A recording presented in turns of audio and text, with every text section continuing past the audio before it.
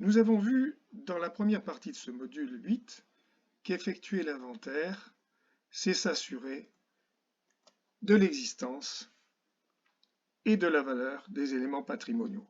L'article 8 du Code du commerce nous le dit clairement. Nous avons vu les grandes lignes de ce qu'on peut faire pour s'assurer de l'existence, exhaustivité notamment. Il nous reste à parler de l'évaluation, donc de la valeur, mais nous verrons qu'on ne peut pas toujours séparer la valeur de l'existence lorsqu'on parle d'un domaine particulier, donc nous reviendrons souvent sur le contrôle de l'existence.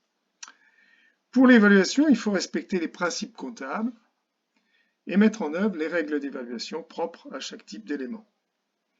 Dans cette deuxième partie, après un embryon d'historique, nous étudierons les principes comptables généraux. Nous verrons aussi l'application de ces principes au rattachement des charges et des produits à l'exercice, les charges à payer et les produits à recevoir. Nous verrons enfin des critères de comptabilisation, des amortissements et des provisions, et nous les situerons dans le bilan et le compte de résultat. Et nous aurons vraisemblablement 3 autres parties. Tout d'abord, un embryon d'historique, parce que l'histoire permet d'éclairer la motivation de certains principes. Si on ne doit retenir qu'une seule chose, c'est que les États et leurs gouvernants, au-delà de la matière fiscale qui est évidemment leur ressource, puisque la base d'impôt sur les bénéfices, ont besoin de mesurer les performances économiques des entreprises pour connaître l'état de l'économie et prendre des mesures éventuelles d'intervention. Et pour obtenir un résultat fiable, il leur faut utiliser le même instrument de mesure et les mêmes unités de mesure pour tout le monde. Les lecteurs des comptes sont évidemment intéressés au plus haut point à ce que l'unité de mesure soit la même d'un bilan à l'autre. Donc c'est la même motivation pour tout le monde. L'instrument de mesure, c'est le plan comptable national. Un tournant pour la réglementation comptable, c'est la Deuxième Guerre mondiale. Avant 1942, il y avait des usages, mais pas vraiment de règles strictes. En France, la réglementation, c'est l'envahisseur allemand qui l'a apporté avec le plan comptable Göring. On ne s'en vante peut-être pas trop. Leur motivation était bien sûr de mesurer la capacité de l'économie française à contribuer à l'effort de guerre allemand. Comme on connaît la rigueur allemande, on comprend qu'ils aient privilégié les règles juridiques et fiscales et aboli le recours aux usages plus faciles à contourner et à détourner par nos esprits latins. 2 ans après la libération, 1947, on a eu notre premier plan comptable français qui, il faut l'avouer, était le plan comptable allemand remis à la mode française, donc le plan comptable 1947. Ce plan comptable a été revu 10 ans après et nous avons connu le plan 1957, puis plus rien pendant 25 ans, si ce n'est des plans comptables professionnels pour des activités présentant des spécificités.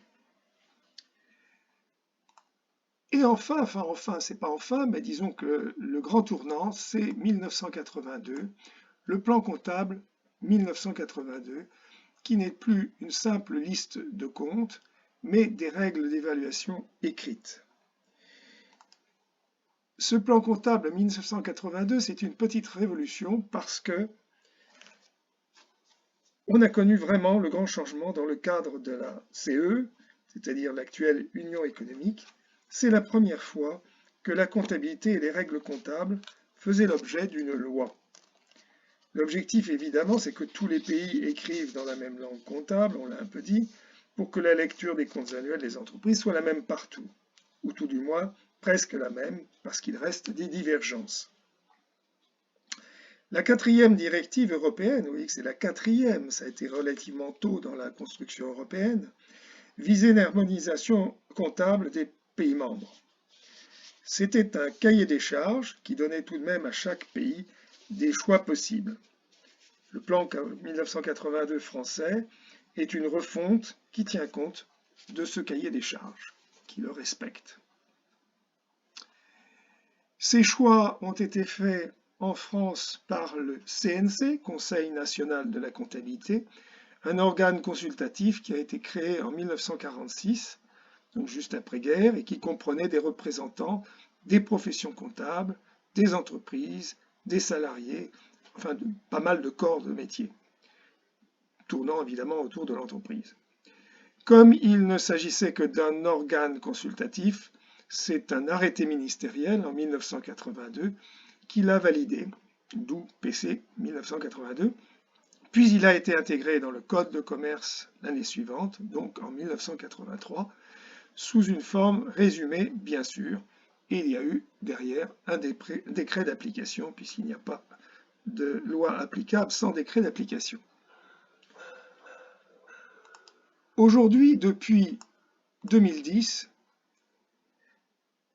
l'organe chargé des normes comptables s'appelle l'ANC, l'autorité des normes comptables. Il a remplacé le CNC et le CRC, Comité de réglementation comptable, qui avait été créé en 1998, et il produit des normes générales et des normes professionnelles. Depuis, la réglementation n'a pas cessé d'évoluer. On a eu une première écriture du plan comptable sous forme de code en 1999 et au moment où je vous parle, on en est au plan comptable 2025.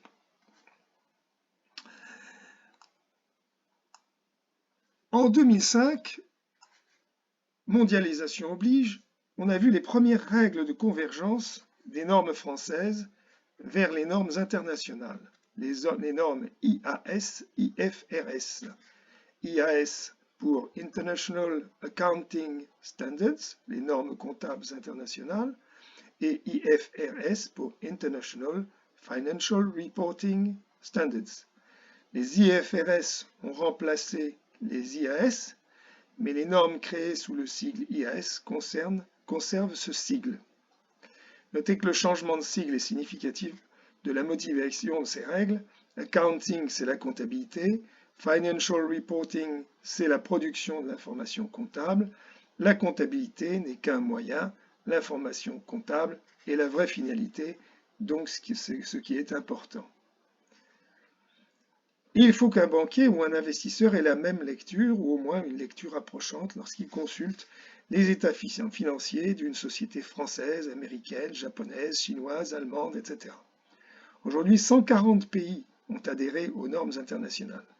Ça fait tout de même 72% des pays du monde qui représentent 70 à 75% de la population mondiale, Chine comprise.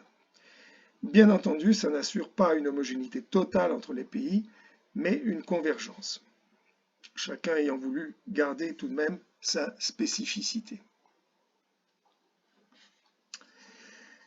La plus grande évolution concerne les comptes consolidés, c'est-à-dire les comptes de groupes d'entreprises. Au-delà de certains seuils et de certains niveaux de relations entre les sociétés, les groupes de sociétés ont l'obligation, en plus des comptes annuels de chaque société, de produire des comptes annuels pour l'ensemble du groupe, afin bien entendu de donner aux tiers une image globale du groupe. Depuis 2005, les sociétés cotées en bourse en France ont l'obligation de produire leurs comptes consolidés selon les normes internationales. Pour les autres, ce n'est qu'une option. C'est l'effet de la mondialisation. Et il faut savoir que l'IASC, International Accounting Standards Committee, a été créé à Londres en 1973. Les normes internationales sont donc faites par les anglo-saxons, qui ont une prééminence sans doute parce qu'ils se sont implantés dans le monde entier et ont pesé très lourd sur le commerce mondial. Ce n'est pas pour rien que les plus grands cabinets d'audit comptable sont anglo-saxons. Aujourd'hui, l'IASC est devenu l'IASB, B pour Board, à la place de Committee. Vous pouvez trouver les textes complets des normes comptables internationales françaises sur le site de l'ANC, l'autorité des normes comptables, anc.gouv.fr. Eh bien sûr, il existe des ouvrages de référence qui sont plus faciles de lecture par des commentaires ou des exemples, comme en matière fiscale. Les Memento Francis Lefebvre font référence. Et je recommande aussi la revue fiduciaire comptable, qui est le plan comptable par la revue fiduciaire, qui a toujours été un document très pédagogique et facile d'utilisation. Les principes comptables, donc. Les deux premiers, coûts historiques et principe de prudence. Ce sont les deux principes de base. On parle là de la valorisation des éléments du patrimoine, bien sûr. On ne peut pas séparer ces deux principes parce que le second, principe de prudence, est un correctif éventuel du premier. L'opposé de la valeur historique, c'est la valeur actuelle. Le principe de prudence veut que si la valeur actuelle d'un actif est plus faible que sa valeur historique, on devra retenir la valeur actuelle. Et que par contre, si la valeur actuelle est plus élevée que la valeur historique, on ne retiendra que la valeur historique. Cela revient pour un actif à retenir la plus faible des deux valeurs, donc la plus prudente. Si on parle d'un passif, ce sera l'inverse. Dans les deux cas, on prend la valeur, disons, la plus pessimiste. Le principe de prudence, c'est un principe pessimiste, on va dire. Prenons l'exemple d'un immeuble acheté 100 000 euros. Si au lieu de prendre de la valeur, il en a perdu par rapport à son prix d'achat et qu'il ne vaut plus que 75 000 euros, on tiendra compte de cette valeur actuelle et non de sa valeur historique. Donc on comptabilisera une perte de 25 000 euros. C'est rare, vous allez me dire. En pleine campagne, ça arrive. Ça fonctionne de la même façon pour une dette, lorsqu'elle est libellée en devise étrangère par exemple. Si la devise a augmenté, c'est une perte potentielle, on en tiendra compte. Si elle a baissé, c'est un profit potentiel, on n'en tiendra pas compte. Pour les bricoleurs, c'est un peu comme un tournevis à cliquet, il ne tourne que dans un sens. La valeur actuelle, ça peut être la valeur de remplacement ou la valeur vénale. Ou bien encore, on le verra tout à l'heure, ça peut être aussi une valeur d'usage, une valeur personnelle. La valeur de remplacement est le prix qu'il faudrait payer au jour de l'arrêté des comptes pour remplacer le bien. La valeur vénale, comme son nom l'indique, c'est le prix auquel vous pouvez vendre un bien. Ce n'est pas la même chose que la valeur de remplacement. Par exemple, si vous achetez un vélo neuf 1500 € aujourd'hui, on vous le vole, vous allez devoir repayer 1500 € pour le remplacer. Mais si au contraire vous voulez le revendre tout de suite, vous savez bien que vous allez subir une décote, vous le vendrez moins cher que vous l'avez payé. En règle générale, la valeur vénale est inférieure à la valeur de remplacement. La valeur de remplacement, c'est en quelque sorte une valeur d'achat. On dit remplacement parce que ce n'est pas forcément un bien acheté, ça peut être un bien construit soi-même par l'entreprise. Autre exemple, un bien immobilier acheté 100 000 € il y a 10 ans, on pense qu'il vaut aujourd'hui 180 000, mais tant qu'on ne l'a pas vendu, ce n'est pas sûr, et ce n'est pas sûr non plus qu'il ne perde pas de sa valeur les années suivantes. Si on le présentait pour 180 000 € au bilan, on prendrait un risque, et aussi et surtout, selon la valeur choisie, on modifierait le montant du résultat et des capitaux propres de façon plutôt subjective. Ce serait tentant d'ailleurs d'améliorer un résultat faiblard en l'augmentant de la réévaluation de l'immeuble.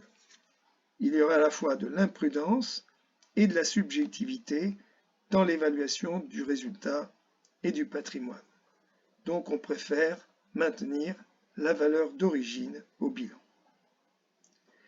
Mais c'est forcément aussi une distorsion de la réalité. Une des plus flagrantes est la valeur de la clientèle. Prenez deux entreprises de plomberie identiques. Elles réalisent le même chiffre d'affaires, avec le même effectif, elles font le même bénéfice, etc. Le créateur de la première entreprise s'est installé sans avoir acheté aucune clientèle, aucun fonds de commerce. Le second a acquis une clientèle de 35 000 €. Eh bien, après remboursement d'un éventuel emprunt souscrit pour l'achat de cette clientèle, le montant de 35 000 € restera à l'actif de son bilan et son patrimoine, ses capitaux propres, sera supérieur de 35 000 € à celui de la seconde entreprise, alors même que la valeur actuelle des deux clientèles serait en tout point identique. Dans mes jeunes années, j'ai connu une entreprise sidérurgique du Nord. Elle avait 2 ou 3 hauts fourneaux. Le plus important qui assurait l'essentiel de sa production datait de 1905. Au bilan, il figurait pour 0. Donc les coûts historiques, ce n'est pas l'idéal, mais il faut les considérer comme un moindre mal. C'est un garde-fou, c'est ce qui est le moins contestable. Ceci dit, sur certains points, les normes y donnent de petits coups de canif pour privilégier des valeurs plus actualisées. On le verra en particulier pour l'évaluation des encours de production. Cela nous vient des normes internationales. Les normes internationales nous amènent à moins de prudence. Il faut ajouter qu'il y a 2 moyens d'échapper aux coûts historiques. Le premier moyen, c'est la réévaluation. Il est possible légalement de réévaluer ses actifs et passifs, donc de les aligner sur leur valeur actuelle. Mais s'il s'agit d'une réévaluation libre, ça a les mêmes conséquences fiscales qu'une vente. Donc on doit payer l'impôt sur les plus-values professionnelles. Ce n'est pas très motivant. Vous allez me dire que ça pourrait être un moyen d'absorber des reports déficitaires fiscaux, mais s'il y a eu des déficits, c'est peut-être difficile de prétendre que l'entreprise a pris de la valeur, sauf peut-être si elle est en fort redressement. Par contre, il y a eu dans le passé en France 2 fois, en 1959 et en 1976, la possibilité, ou même l'obligation lorsqu'il s'agissait de grandes entreprises, de recourir à une réévaluation légale. Par ces textes qui intervenaient après des périodes de très grosse inflation, c'est-à-dire respectivement sous Pinet et Raymond Barre, je me souviens sous Raymond Barre avoir emprunté pour une maison à 16% de taux d'intérêt, les entreprises pouvaient ou devaient réévaluer leurs actifs et passifs en franchise d'impôt. Et ça fait donc presque 50 ans qu'on n'a plus eu de tels textes. On comprend qu'en période de forte inflation, la méthode des coûts historiques puisse entraîner des distorsions énormes selon l'ancienneté des biens à l'actif. D'ailleurs, les pays qui ont pratiqué la méthode des coûts de remplacement, à l'opposé, dans le passé, l'ont fait après des périodes de très forte inflation. Le deuxième moyen d'échapper aux coûts historiques existe par le biais de fusions entre sociétés. Dans le régime des fusions, la réévaluation des apports, plutôt son évaluation au moment de l'apport, n'est pas fiscalisée. Par le biais d'apports partiels d'actifs ou de fusion, les comptes des sociétés d'un groupe peuvent ainsi être améliorés. C'est pas très normal, mais c'est ainsi.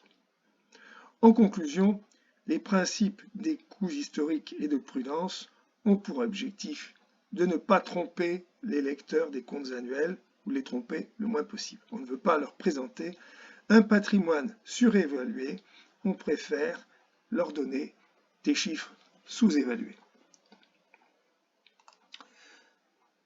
Troisième principe, j'ai passé beaucoup de temps pour les 2 premiers, mais vous avez compris que c'est quand même les 2 essentiels et les plus compliqués à appliquer.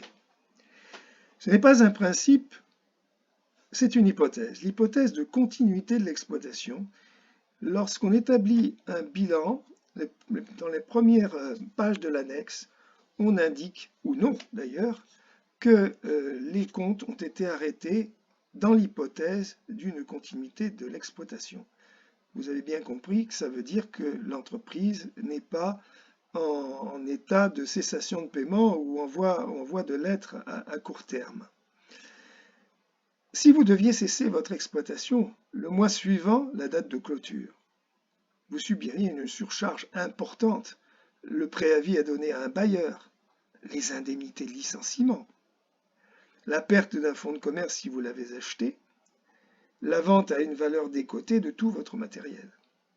Il faudrait en tenir compte pour l'établissement des comptes. Par conséquent, la présentation des comptes annuels comporte une hypothèse, on va continuer à exploiter l'entreprise, parce qu'on peut le faire.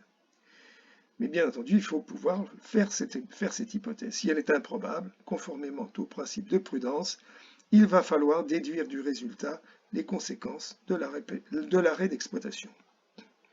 Bon, il est évident que c'est un bilan de pré-faillite. On peut étendre ce principe à tout élément du patrimoine. Ainsi, si vous avez acheté une machine récemment et que pour une raison quelconque, technique ou commerciale, elle ne va plus pouvoir être utilisée, il est évident qu'en vertu du principe de prudence, vous n'avez plus de raison de maintenir sa valeur inchangée à l'actif. Il faut peut-être la valoriser à une valeur vénale qui peut n'être qu'une valeur à la casse si personne ne veut l'acheter. En revanche, si cette même machine a vu son prix d'achat diminuer de 50% chez le marchand, mais qu'elle continue à être utilisée avec profit par l'entreprise, il n'y a aucune raison de la déprécier davantage que par l'amortissement. C'est la valeur d'usage qui compte, c'est l'usage qu'en fait l'entreprise qui compte.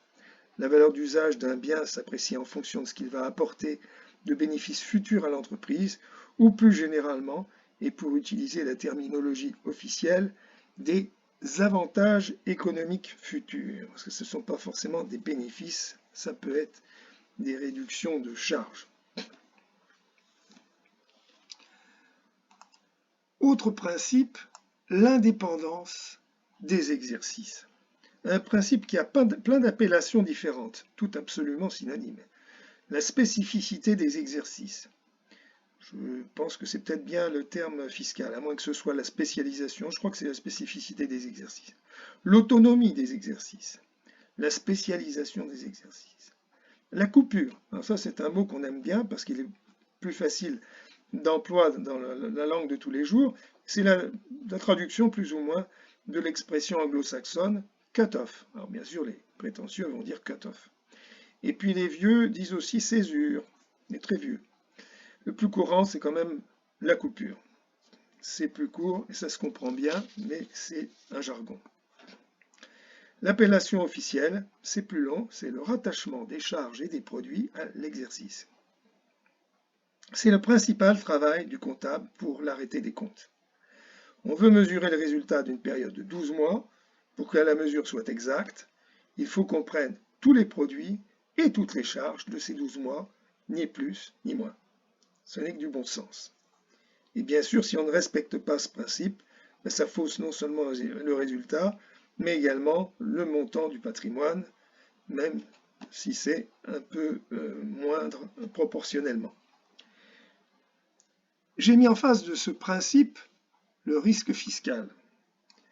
Le risque fiscal parce que les vérificateurs fiscaux aiment bien ça. Ça leur fait faire du chiffre. S'ils contrôlent 3 années parce que c'est les 3 années qui ne sont pas prescrites, c'est presque indolore s'il y a chevauchement à l'intérieur de ces 3 années. Mais si vous avez comptabilisé une charge, vous aurez peut-être droit à une indemnité de retard, des intérêts de retard, mais c'est tout. Mais si vous avez comptabilisé une charge de l'année N-4 en année N-3, donc trop tard, vous perdrez définitivement la déductibilité de la charge. Parce que l'année N-4 est prescrite, le contrôleur ne peut pas y toucher, vous non plus, et qu'on vous réintégrera ce que vous avez comptabilisé à tort en N-3.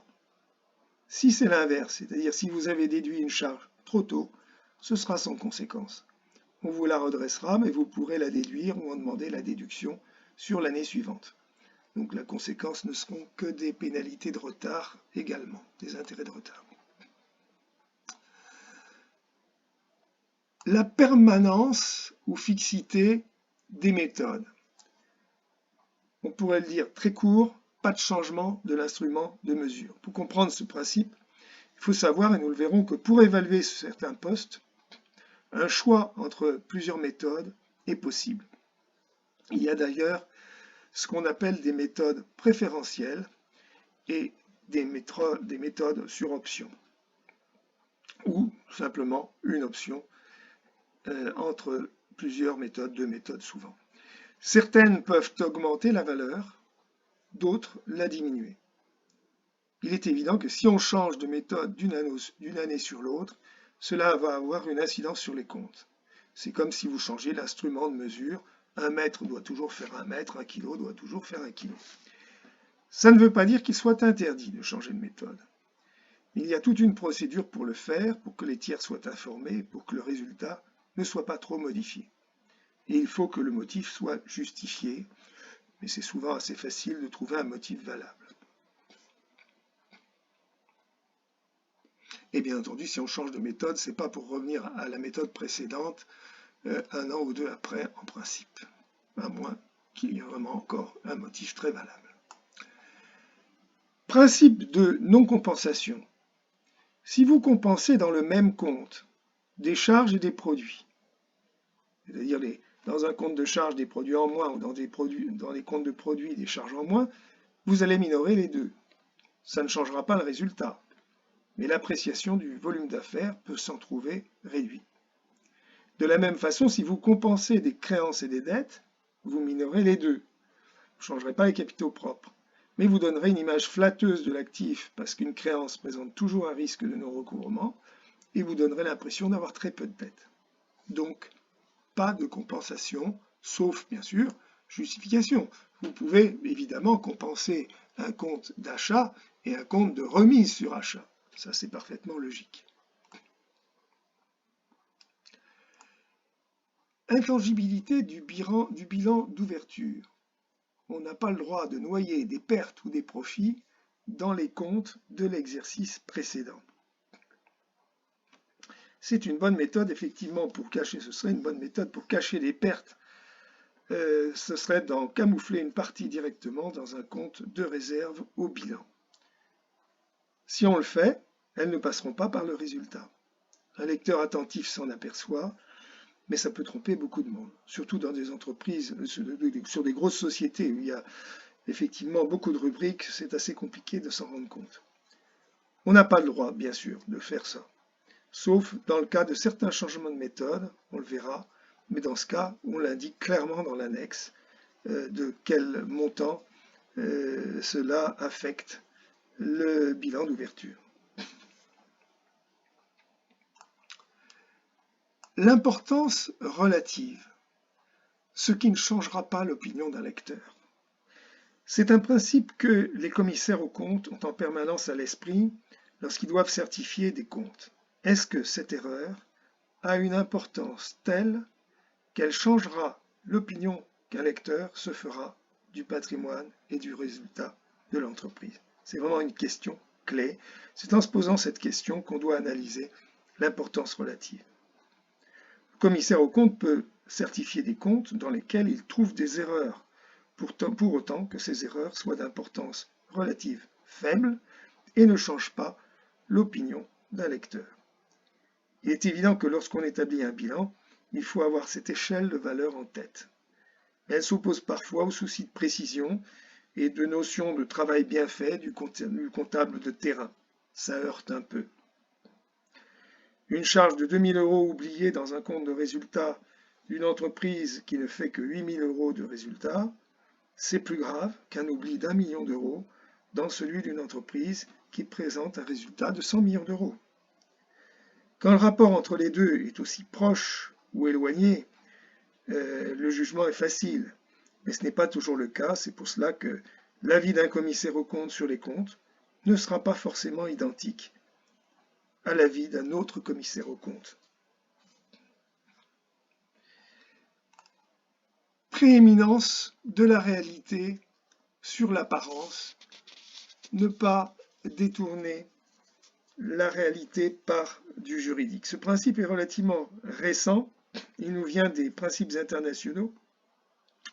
Nous avons historiquement une vision dans laquelle le juridique prime sur la réalité. On a dit que les Allemands, c'était pareil.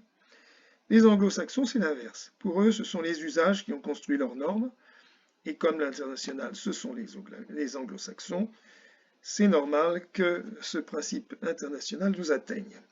Nous avons depuis longtemps adopté ce principe pour les contrats de crédit-bail, par exemple, mais attention, seulement pour les comptes consolidés. Pour les comptes sociaux, quand on dit comptes sociaux, cela veut dire compte de société par opposition au compte de groupe de société.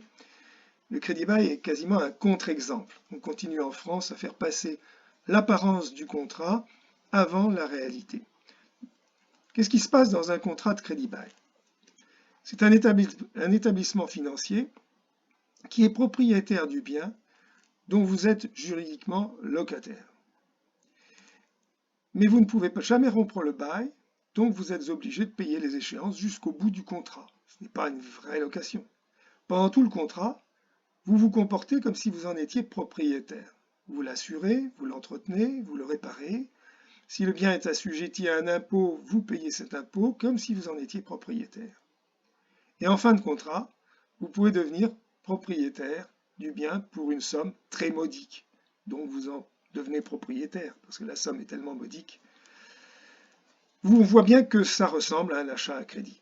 La grande divergence, c'est que l'établissement financier peut récupérer son bien n'importe quand en cas de non-paiement.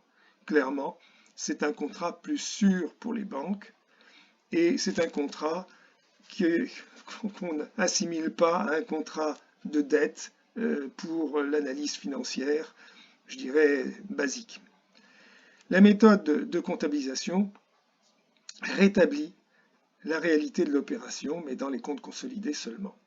Dans le bilan et dans le compte de résultat, ça apparaît comme une location. Par contre, on est bien conscient que ça ne traduit pas la réalité économique. On doit en donner une information dans l'annexe. C'est prévu, effectivement, pour le crédit bail de donner une information dans l'annexe. Quelque part, ça rétablit la réalité dans les comptes annuels, mais pas dans le bilan lui-même, mais dans l'annexe. Et enfin, un principe également très récent, le principe de bonne information qui fournit l'idée de fournir toute l'information susceptible d'influencer le jugement d'un lecteur. Ça nous vient des anglo-saxons, c'est en fait le devoir de ne pas mentir par omission. C'est aussi un principe donc anglo-saxon, c'est le principe de full disclosure. On étale tout. Ce principe oblige le rédacteur des comptes à se mettre à la place du lecteur.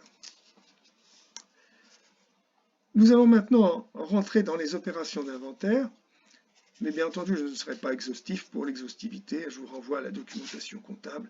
Je vous ai parlé d'ailleurs du plan comptable à noter de la revue fiduciaire, qui est une bonne base. Je ne suis pas actionnaire, mais je trouve que c'est quand même une bonne base. Et pour tout vous dire, lorsque j'ai débuté dans le métier en 73-74, c'était déjà ma référence et ça allait rester. Juste un mot pour attirer votre attention sur le fait que les règles fiscales ne cadrent pas toujours avec les règles comptables. Lorsque les règles comptables ont changé, notamment en 2005, les règles fiscales se sont adaptées pour les suivre, mais elles ne les suivent pas à 100%, loin de là pour les immobilisations et les amortissements. Et vous en trouvez la preuve dans l'existence d'imprimés fiscaux qui ont pour objectif de passer du résultat comptable au résultat fiscal. Dans le régime du réel normal, c'est l'imprimé 2058A que vous avez sous les yeux. Détermination du résultat fiscal, il s'intitule Détermination du résultat fiscal. Et dans le régime réel simplifié, c'est le bas de l'imprimé 2033B du compte de résultat. Dans ces deux tableaux, on part du bénéfice comptable et on arrive tout en bas au bénéfice fiscal qui va servir de base d'imposition. Et donc ici, je vous ai montré que le bas de l'imprimé, on part du résultat comptable qui est sur la ligne 310 et on arrive tout en bas au résultat fiscal. C'est la même chose.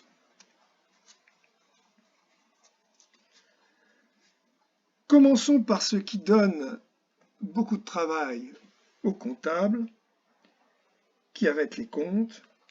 Ils doivent arrêter le temps pour arrêter les comptes et rattacher les charges et les produits à l'exercice. Pour rechercher les opérations pour lesquelles ces régularisations doivent être faites, nous avons vu que les bons de livraison en attente de facturation doivent être une source d'information privilégiée. mais pour d'autres charges ou produits, l'analyse et le contrôle des comptes de charges et de produits doivent permettre de déterminer ce qui manque dans ces comptes, donc qu'il faut ajouter, ou au contraire ce qui s'y trouve et concerne l'exercice suivant, donc ce qu'il faut en retirer.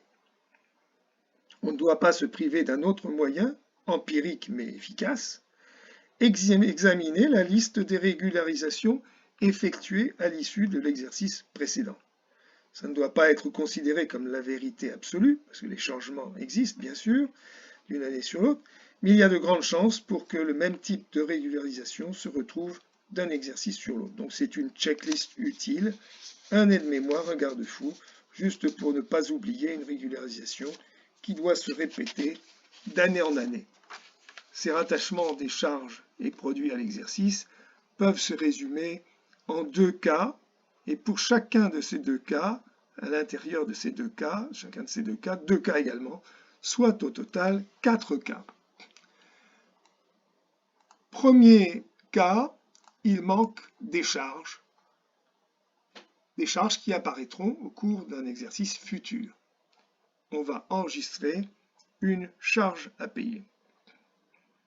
Ces charges peuvent être liées à une livraison de biens ou de services ponctuels. Date de livraison du bien ou du service avant la date de clôture et date de facturation après la date de clôture. Si la facturation n'a pas été comptabilisée à la date de livraison, il faut ajouter la charge correspondante dans le compte de charge. Ainsi ici, on va ajouter 500 € aux charges, dans les charges et dans les dettes. Alors bien sûr, je pense à une question que certains se posent. Vous recevez une facture du 2 janvier qui porte sur les livraisons de décembre. Elle est du 2 janvier. Strictement, vous devriez l'enregistrer le 2 janvier. Mais bien sûr, si elle porte sur des livraisons de décembre, vous l'enregistrez en décembre, le 31 décembre. Vous éviterez un rattachement de charges à l'exercice et des écritures inutiles. Ça peut être aussi un service en prestation de service en continu. Il y a les prestations de service continues et les prestations de service discontinues. La prestation de service discontinue, c'est le plombier qui vient me réparer ma fuite. Le service continu, c'est l'abonnement que j'ai pris avec le plombier pour qu'il vienne quand j'ai une fuite. Un loyer, bien sûr, c'est un service continu. Si par exemple mon échéance de loyer payée à terme, c'est rare qu'il soit payé à terme, mais supposons que la date de facturation du loyer soit au 1er février, portant donc sur la période du 1er novembre au 31 janvier pour 3 000 €, mais ça veut dire que au compte de mon exercice clos le 31 décembre, il faut que j'ajoute 2 000 € de charges et de dettes.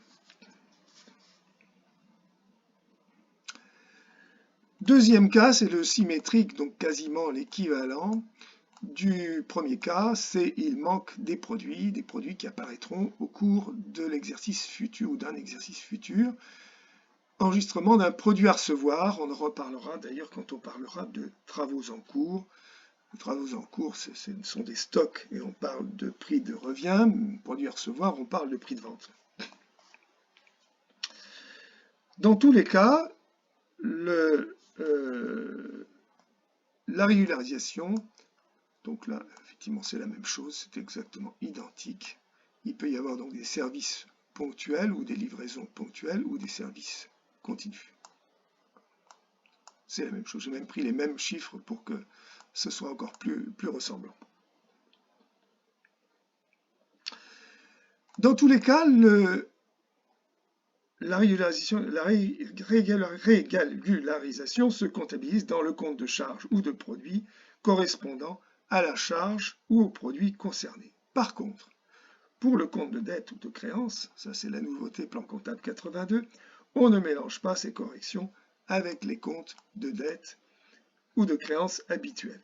Même si ça ne se verra pas dans la présentation du bilan, on crée des comptes spécifiques de dettes ou de créances que l'on appelle des comptes rattachés, parce qu'ils présentent une structure de numérotation identique aux comptes principaux et aussi et surtout parce qu'au bilan, ils seront amalgamés avec ces comptes principaux. Dans le vocabulaire comptable, on continue à utiliser le nom ancien mais commun de charge à payer pour les dettes et de produits à recevoir pour les créances. Je crois que je vous l'ai déjà dit. La différence entre dette et charge à payer d'une part et créances et produits à recevoir d'autre part, c'est souvent l'enregistrement ou non à partir d'une pièce comptable. Une charge à payer ou un produit à recevoir résulte souvent d'un calcul tel qu'un prorata ou un calcul complexe tel que les congés payés, congés restants à payer.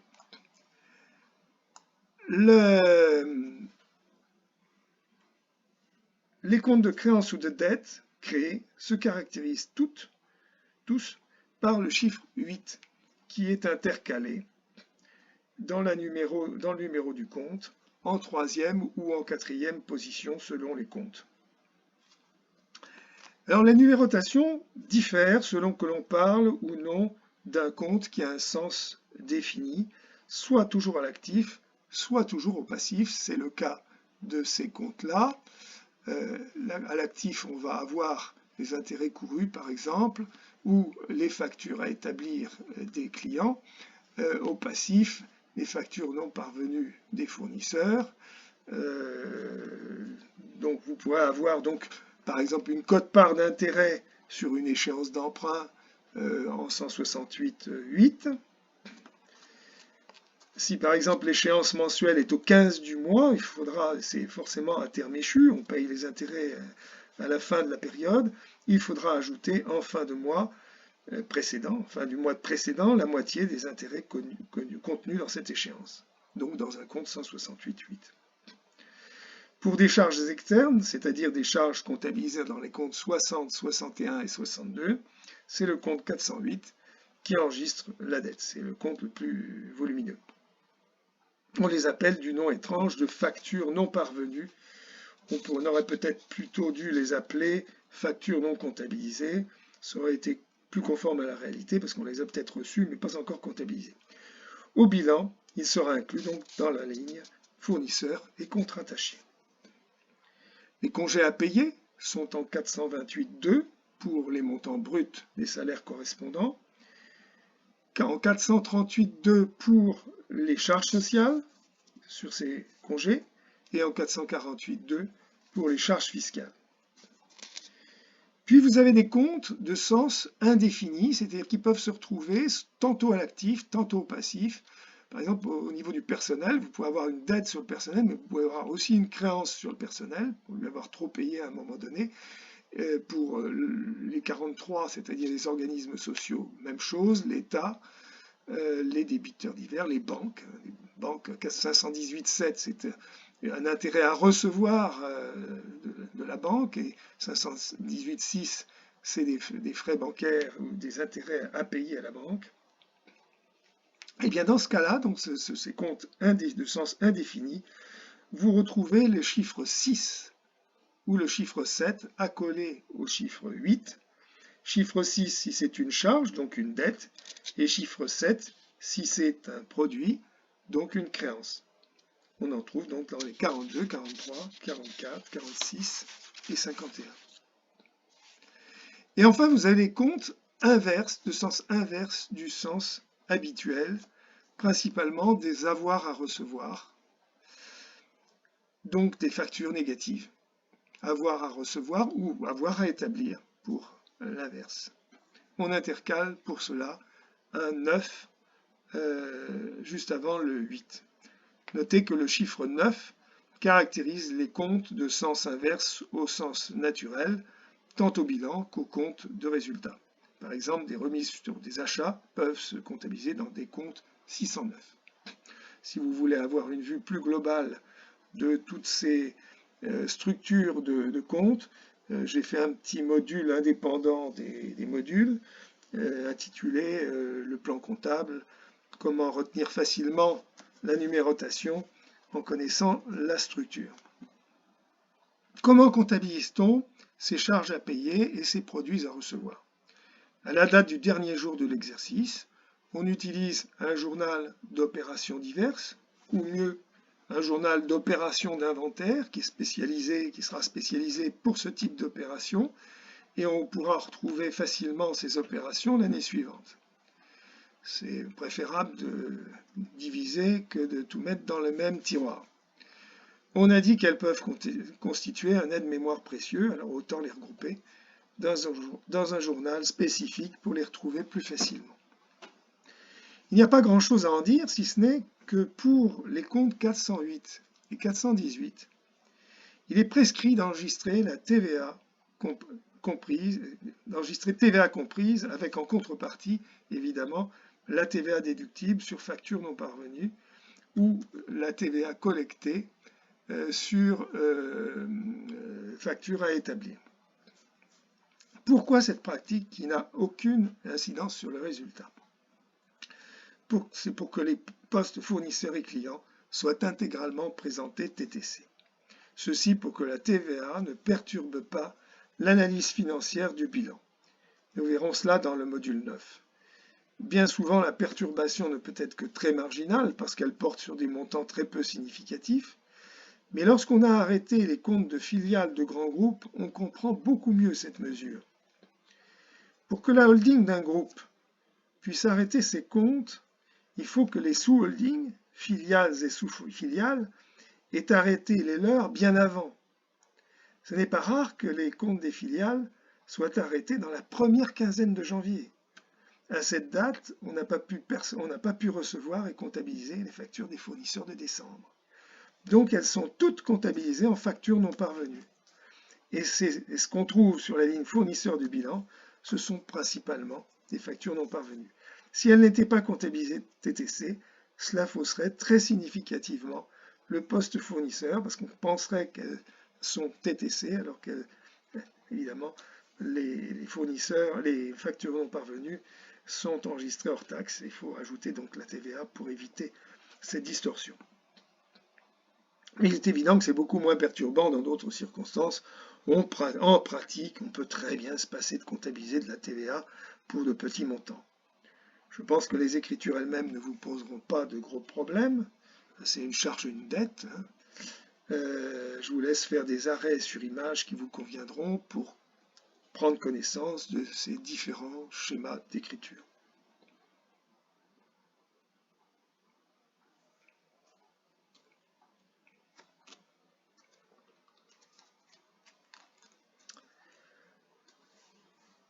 Le plan comptable prescrit de contrepasser ces écritures, donc de les annuler, les passer à l'inverse. Contrepasser, ça veut dire contrepasser, le débit devient crédit, le crédit devient débit, au premier jour de l'exercice suivant. Les logiciels proposent même de le faire automatiquement. Pour les factures dont on attend la comptabilisation, si on tire un compte de résultat chaque fin de mois, il est souvent une meilleure idée d'attendre cette comptabilisation pour contrepasser l'écriture. Sinon, la contrepassation risque de réduire indûment une charge pour le premier mois de l'exercice et bien entendu de l'augmenter sur le deuxième mois. Troisième et quatrième cas, toujours le rattachement des charges et des produits à l'exercice, mais le cas inverse. Problème numéro 3, on a des charges en trop, des charges que l'on a comptabilisées d'avance, constatées d'avance, des charges qui se rattachent à un exercice futur. La comptabilisation est différente par rapport aux deux cas précédents. Les régularisations sont regroupées au bilan dans un seul compte à l'actif et un seul compte au passif. Dans le premier cas, il y a des charges en trop. On a une date de livraison cette fois-ci qui est intervenue après la date de clôture et par contre le fournisseur nous a fait sa facture dans le mois précédant la clôture, on l'a enregistré, mais on n'a pas la livraison. C'est une charge constatée d'avance. Alors là, pour le coup, je ne vous conseille pas de contrevenir, de contrecarrer la date de la facture. Le fournisseur vous a mis 31 décembre. Si vous comptabilisez ça en janvier, vous risquez lors d'un contrôle de ne pas convaincre le contrôleur qu'il s'agit bien d'une livraison de janvier. Donc il vaut mieux passer par l'opération d'enregistrement de charges constatées d'avance. Alors ça peut être aussi une prestation, bien sûr, des charges constatées. Alors, il peut y avoir évidemment des charges relatives à des services continus, comme une prestation d'assurance ou un loyer. On paye d'avance un loyer, on paye d'avance l'assurance, ça c'est sûr. Le loyer c'est optionnel, mais c'est plus fréquent. Ici, une prime d'assurance du 1er mai, portant sur la période 1er mai-30 avril. Eh bien, on a 4 mois, on l'a payé bien sûr en mai ou avant, et on a 4 mois du 1er janvier au 30 avril, si la date de clôture est bien entendu le 31 décembre, 4 mois, donc 4/12e de trop en charge. Il faut retirer 4 000 € des charges. Il y a des produits en trop, c'est le symétrique. On va enregistrer un produit constaté d'avance au passif du bilan. C'est la même chose, mais en sens inverse. Ce sont des produits, c'est nous qui avons facturé trop tôt et nous avons livré après.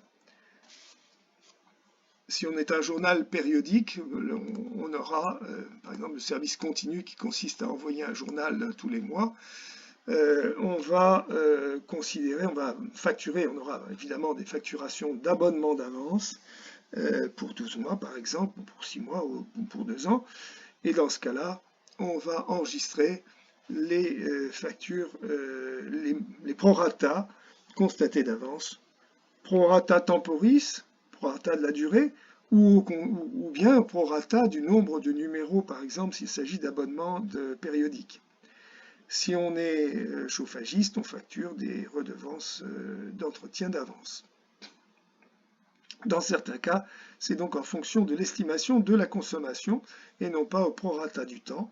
Par exemple, un chauffagiste, surtout s'il inclut la fourniture de combustible dans son contrat, répartira plutôt ses produits en fonction de la répartition de ses charges. Dans certains cas, on a facturé des acomptes à des clients qui ont été comptabilisés, des acomptes qui ont été comptabilisés comme des ventes.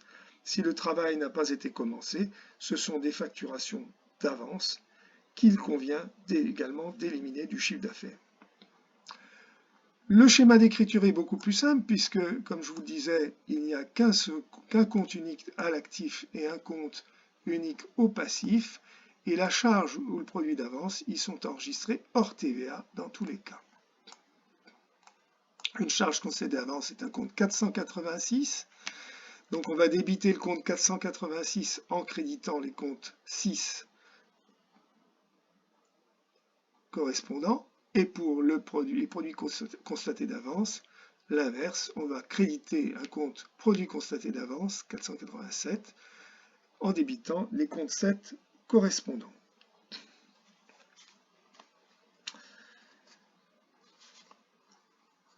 Je vous les montre sur les imprimés fiscaux au 2050, c'est-à-dire l'imprimé de... voilà, je vais déplacer. Voilà, charge constatée de l'avance. Il y a une faute d'orthographe, c'est l'administration fiscale, qu'est-ce que vous voulez? Ils ne connaissent pas l'orthographe française, charge constatée d'avance, il n'y a pas d'AS à l'avance, bien sûr. Ça fait donc partie de l'actif du bilan, mais vous voyez que c'est vers la fin de l'actif du bilan. Bon, il y a quelques autres éléments après pour des entreprises, bon, c'est un peu limité. Bon, par contre, écart de conversion actif, je vous en parlerai plus tard. Et au passif, même chose, produit constaté d'avance. Et c'est vers le bas du bilan, même, c'est la dernière ligne du passif du bilan.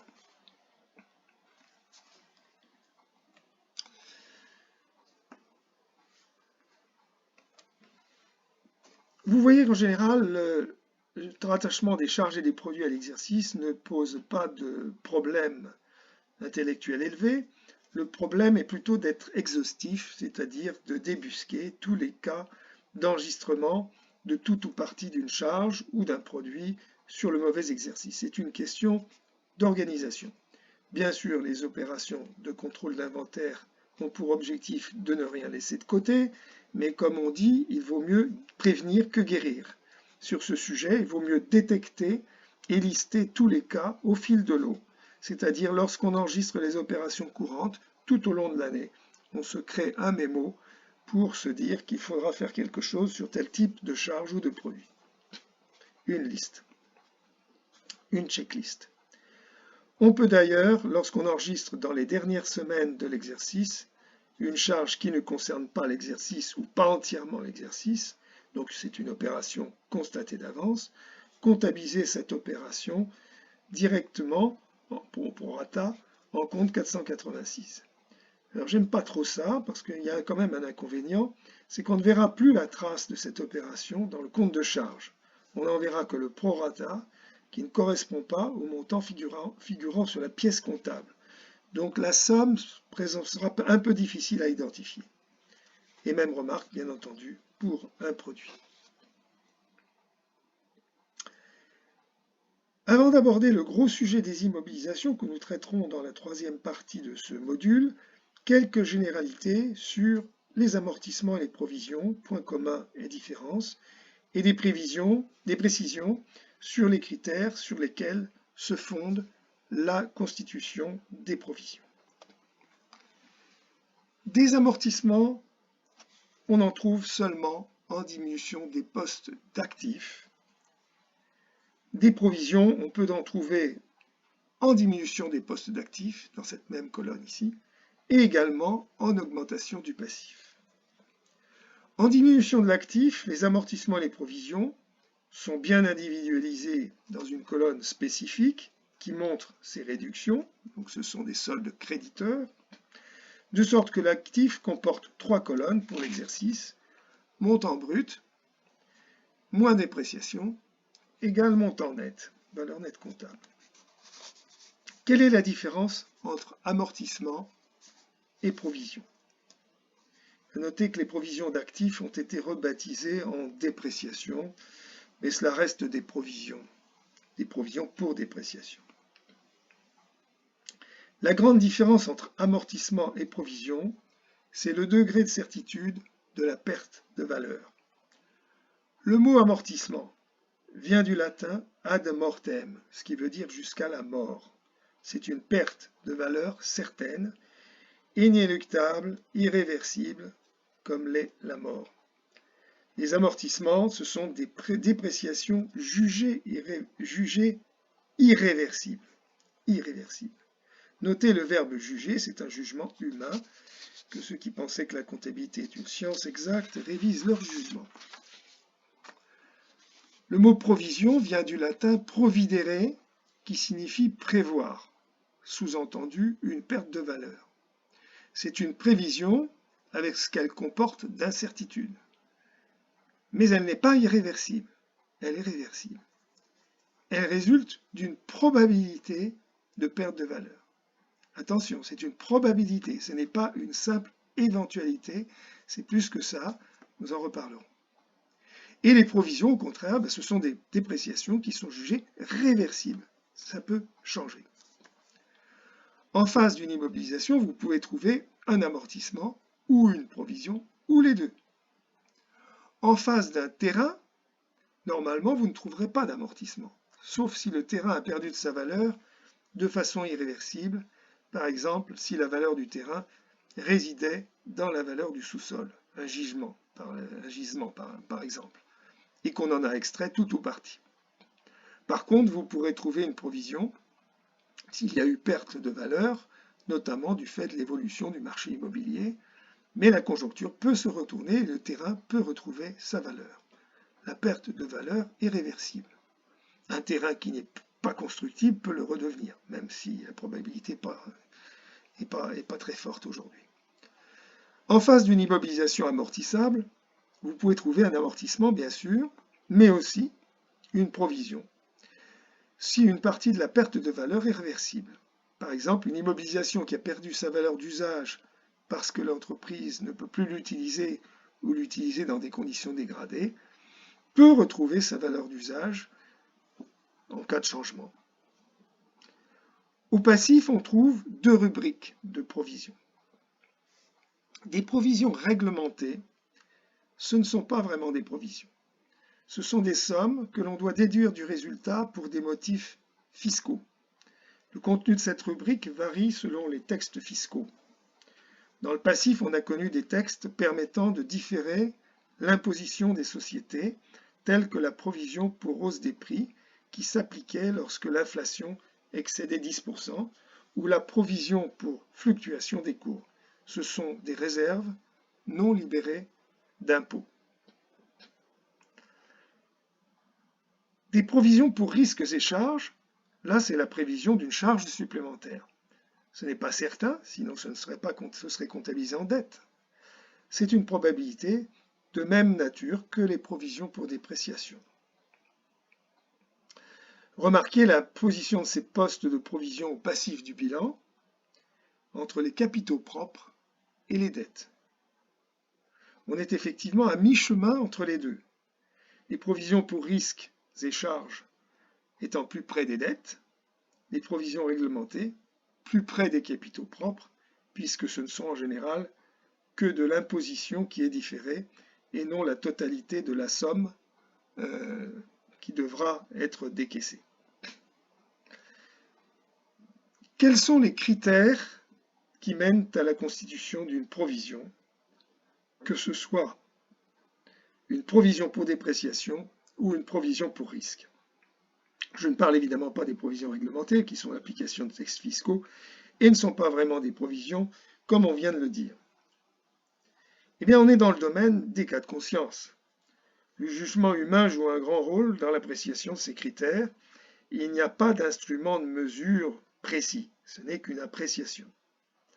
Il y a des critères, mais sujets à appréciation. C'est un domaine où peuvent s'affronter les auditeurs contractuels ou légaux. Quand on dit auditeurs légaux, on pense aux commissaires aux comptes, bien sûr, et les chefs d'entreprise, lorsque le chef d'entreprise cherche à présenter la meilleure image de l'entreprise, voire à cacher une situation financière délicate. Mais souvent c'est l'inverse, le chef d'entreprise cherche à réduire son imposition par des provisions peu justifiées. Ce n'est pas mieux parce que s'il dégrade son résultat d'une année pour payer moins d'impôts, l'année suivante, soit il continue, soit il ne continue pas, et dans ce cas-là, il risque de le majorer et de donner une impression de progrès, alors que cela peut être l'inverse. On est piégé par ce type de, si on accepte ce genre de tricherie. Quand je dis on est piégé, c'est le commissaire aux comptes qui est piégé, parce que l'année suivante, il est obligé de certifier des comptes, alors que les comptes sont peut-être pas certifiables. Mais il est piégé par la position qu'il a prise la première année en acceptant la situation. Parfois, l'entreprise peut être influencée par ses avocats.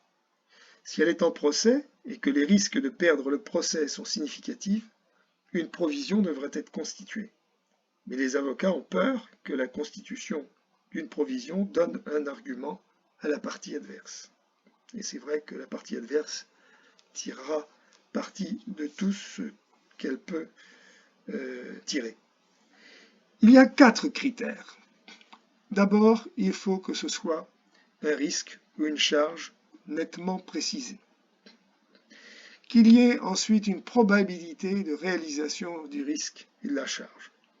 Quand on parle probabilité, en général, on dit plus de 50%.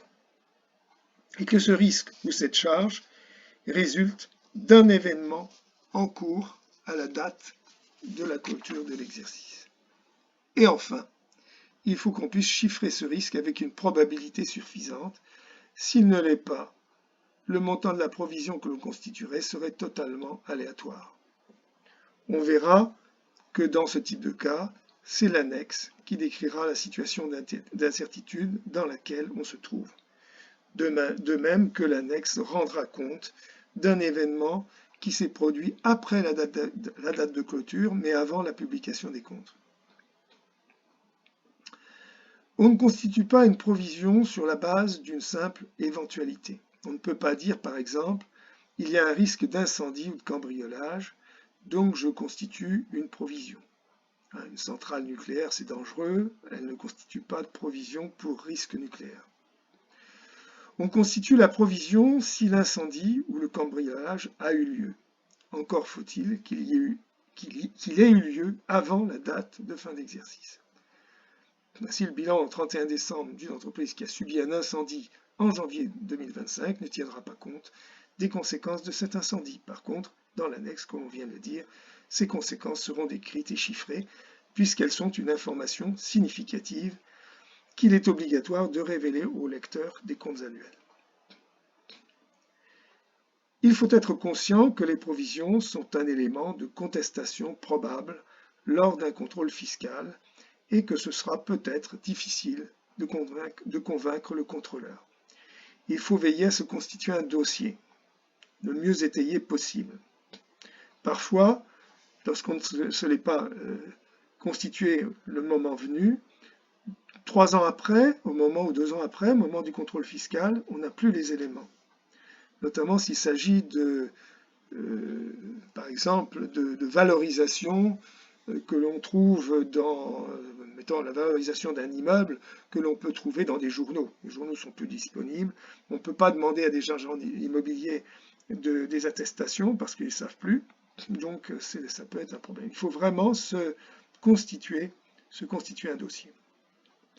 Pour une créance client, par exemple, la copie de toutes les pièces montrant l'irrécouvrabilité de la créance, étant entendu que pour une petite créance, il est parfaitement justifié de ne pas dépenser plus en frais de recouvrement que le montant de la créance elle-même. La Cour de cassation l'a reconnu.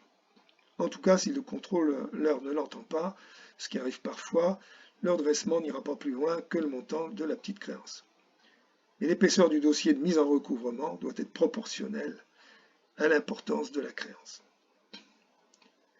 La contrepartie des amortissements et des provisions se trouve dans le compte de résultat, ici où j'ai mis les rubriques en rouge, sous la forme de dotation aux amortissements et aux provisions, et en sens inverse, sous la forme de reprise de provisions.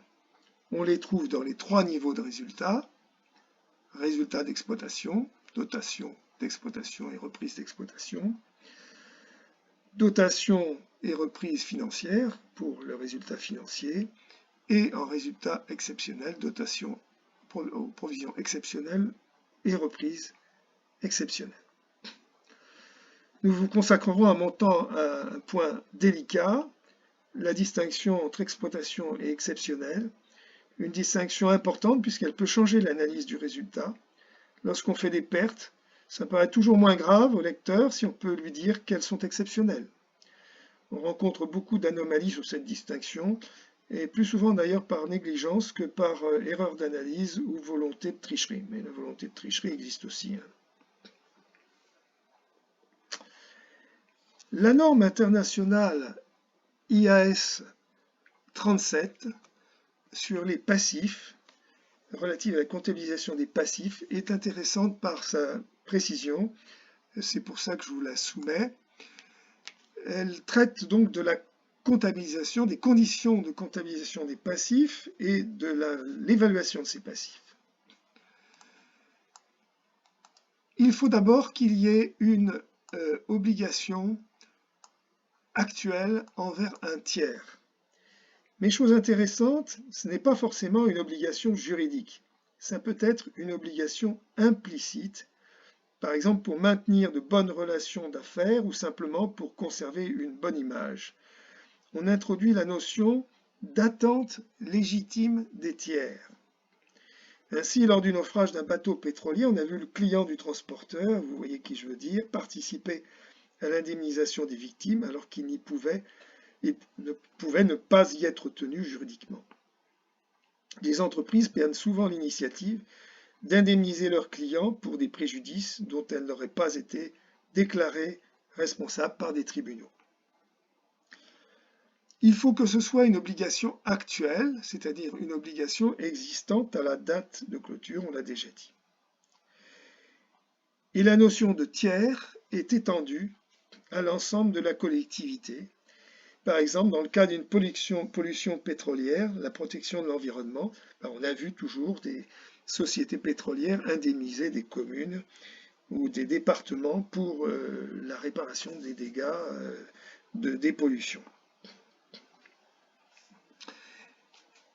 Et il faut que cela résulte d'un événement passé, mais on l'a plus ou moins dit déjà, qui se traduira par une sortie d'avantages économiques futurs, sans contrepartie future, c'est-à-dire une sortie d'argent quelque part, ou bien un manque à gagner,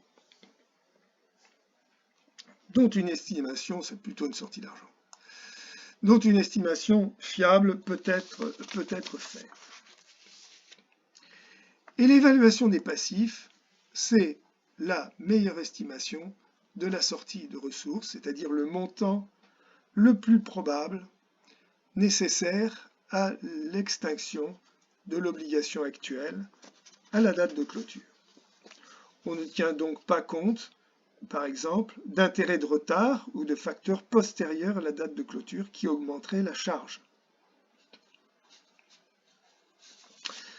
Le tableau suivant montre la classification en dettes, charges à payer ou provisions pour risques et charges selon 4 critères et s'y est ajouté le critère de l'échéance.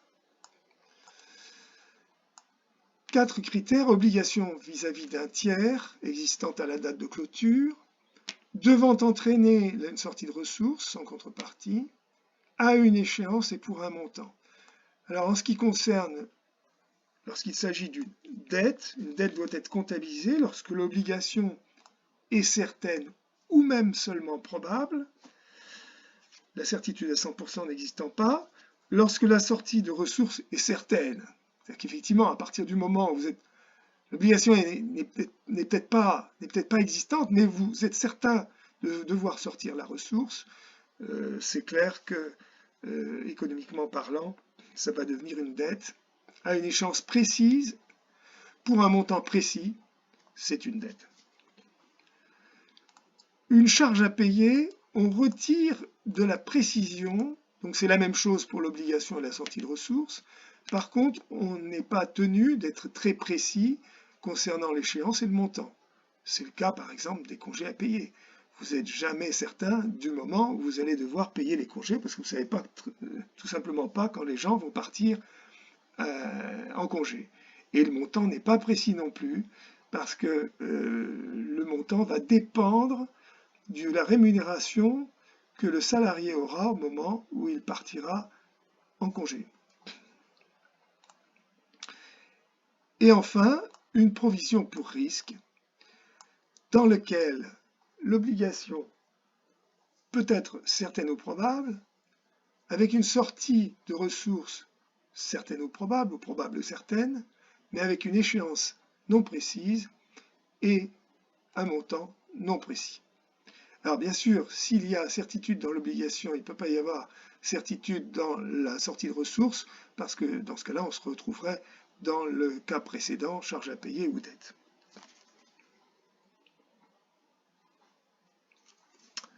Dans les autres cas, on n'enregistre rien au bilan, et les autres cas, c'est le premier cas si l'obligation n'est ni probable ni certaine, et le deuxième cas, c'est dans le cas où l'obligation est peut-être certaine, mais la sortie de ressources,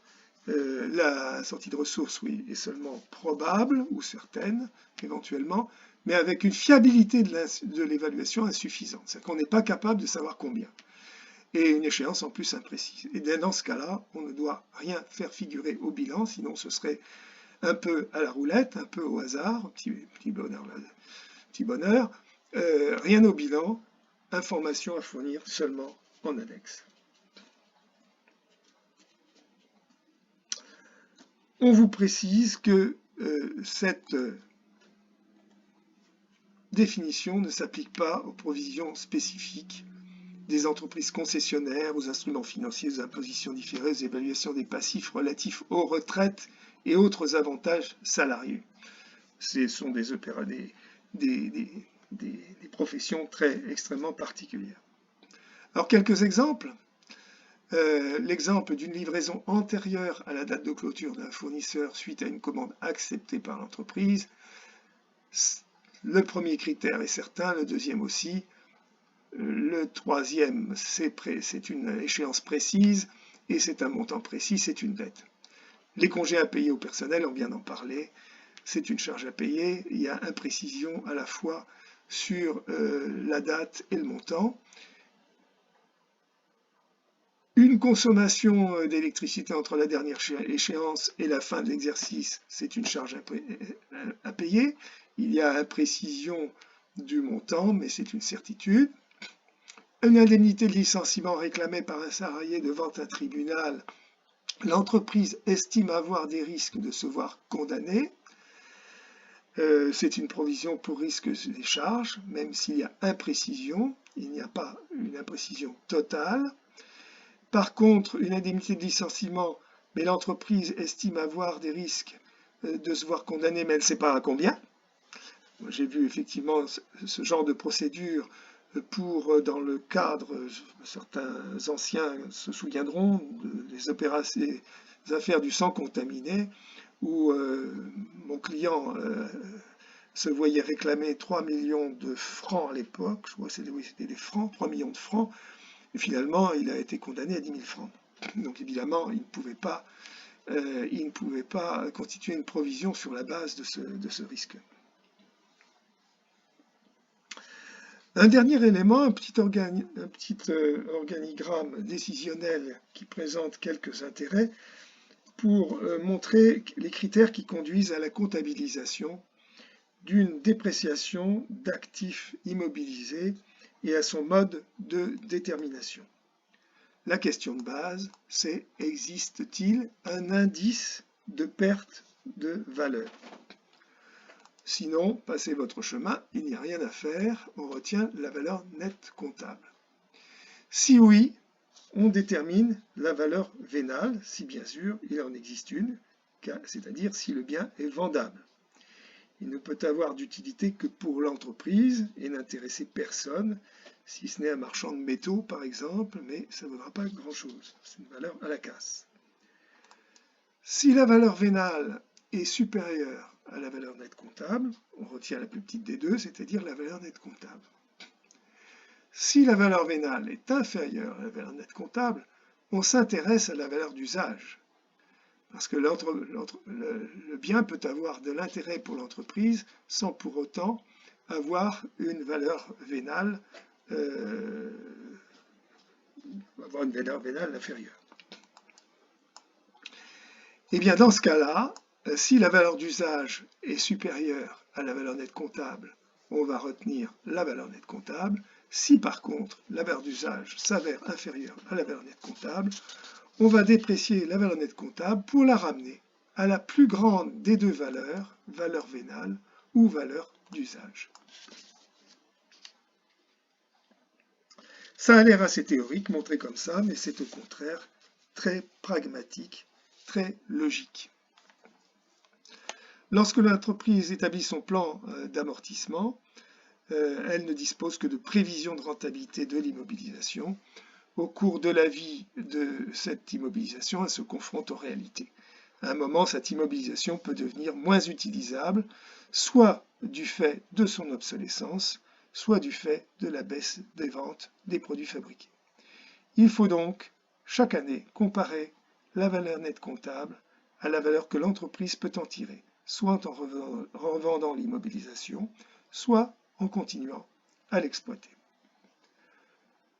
Nous nous arrêterons là pour cette deuxième partie. La troisième partie donc sera consacrée aux amortissements, qui sont un vaste sujet. Il y aura une quatrième partie pour les stocks et une cinquième et dernière partie pour les autres sujets.